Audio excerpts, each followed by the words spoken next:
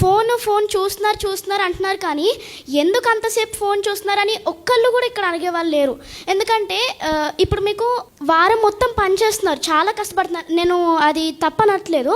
ఒక డే మీకు హాలిడే దొరుకుతుంది, మొత్తం డే మొత్తం పనుకుంటారా మీరు? కొంచెమైనా ఒక 1 అవర్, కనీసం ఒక 1 అవర్ చిల్డ్రన్ కోసం టైం స్పెండ్ చేయాలి కదా.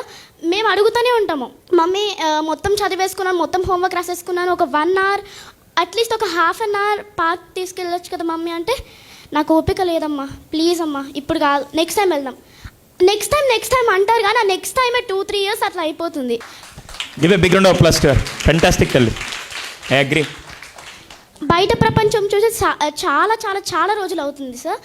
ప్రతిరోజు మేము మా డైలీ రొటీన్ అంటే పొద్దున్న లేచి స్కూల్కి వెళ్ళి వచ్చినాక మళ్ళీ హోంవర్క్ రాసుకొని ఆ ఫోన్, టీవీ, ఇంకంతే, ఇంకేం లేవు మాకు.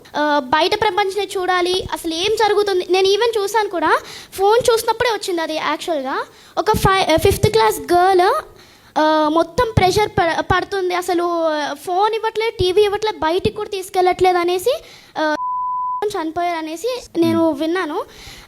అప్పటి నుంచి నాకు అదే క్లిక్ అవుతుంది, ఎందుకు పేరెంట్స్కి ఒక 1 అవర్ కూడా టైం దొరకట్లేదా? పొద్దు నుంచి సాయంత్రం వరకు అంత బిజీ షెడ్యూల్లో ఉంటారు కదా, అట్లీస్ట్ ½ అన్ అవర్ అన్నా టైం స్పెండ్ చేస్తే వాళ్ళు ఆ ఫోన్ అనే దాంట్లో నుంచి బయటపడతారు.